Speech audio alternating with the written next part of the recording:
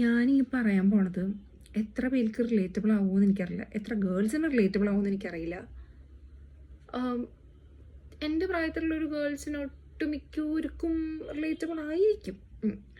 അപ്പോൾ ഞാൻ എൻ്റെ ചെറുപ്പം തൊട്ട് എനിക്ക് മേക്കപ്പിനോട് ഭയങ്കര പ്രാന്താണ്. എൻ്റെ ഒരു ആൻറ്റി ഉണ്ട് ബോംബെയിൽ, പുള്ളിക്കാരിയുടെ നിന്നാണ് എനിക്ക് മേക്കപ്പ് പ്രാന്ത് കിട്ടിയത്. അത് ഞാൻ വളർന്നതിൻ്റെ ഒപ്പം എൻ്റെ കൂടെയും വളർന്നു മേക്കപ്പ് പ്രാന്ത്. അത് കഴിഞ്ഞ് ഞാൻ സ്കൂളിലെത്തിയപ്പോൾ ഞാൻ വീട്ടിൽ ചോദിച്ചിരുന്നു, സ്കൂളിൽ 9th 10th ആ ടൈമിൽ ഞാൻ വീട്ടിൽ ചോദിച്ചിരുന്നു, അമ്മ കളറിലെ ലിപ് ബാം വാങ്ങിച്ചു തരുമോ, എൻ്റെ ഫ്രണ്ട്സൊക്കെ ഇടുന്നുണ്ട്.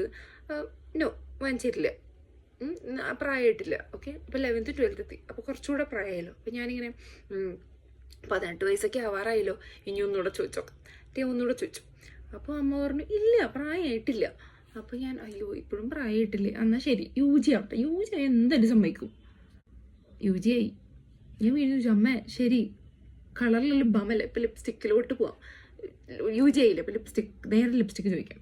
അമ്മ മറ്റേ കളർ കുറഞ്ഞ ലിപ്സ്റ്റിക്കില്ലേ, ജസ്റ്റ് കളർ ഇങ്ങനെ ചുമ്മാ ലൈറ്റ് കളർ, ഡാർക്കൊന്നും വേണ്ട, ലൈറ്റ് ആയിട്ടുള്ള കളർ.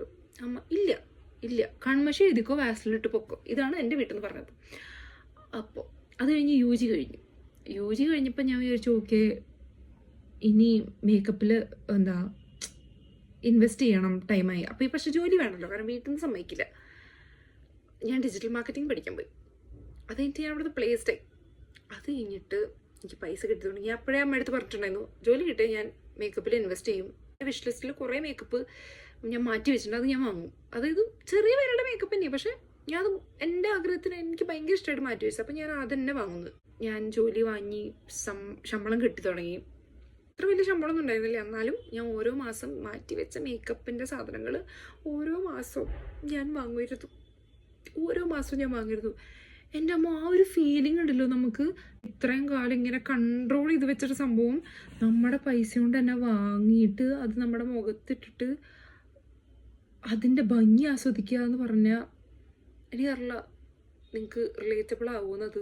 ഒരു ആഗ്രഹം സാധിച്ചെടുക്കുമ്പോഴുള്ളൊരു സന്തോഷം ഉണ്ടല്ലോ, അത് പറഞ്ഞറിയിക്കാൻ പറ്റില്ല. അടിപൊളി സംഭവമാണ് അത്. സാധനം കുറച്ച് മാസം എടുത്ത് ഞാൻ ആ ഫുൾ ഫേസ് മേക്കപ്പ് ഞാൻ വാങ്ങിച്ചു. ഞാനത് ഒരു ഫംഗ്ഷൻ വന്നപ്പോൾ ഞാൻ ഫുൾ ഫേസ് മേക്കപ്പ് ചെയ്തിട്ട് പോയി. അടിപൊളി മേക്കപ്പ് ഒന്നുമല്ല, പക്ഷെ ഞാൻ സ്വന്തം ചെയ്ത മേക്കപ്പ് കണ്ടിട്ട് എനിക്ക് തന്നെ കൊള്ളാം, എനിക്ക് ചെയ്യാൻ പറ്റിയല്ലോ എന്നുള്ളൊരു സന്തോഷം ഉണ്ടായിരുന്നു. എൻ്റെ അമ്മ, അടിപൊളിയായിരുന്നത്.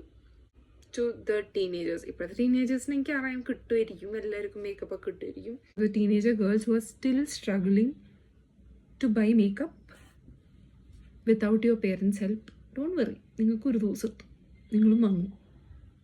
Work hard.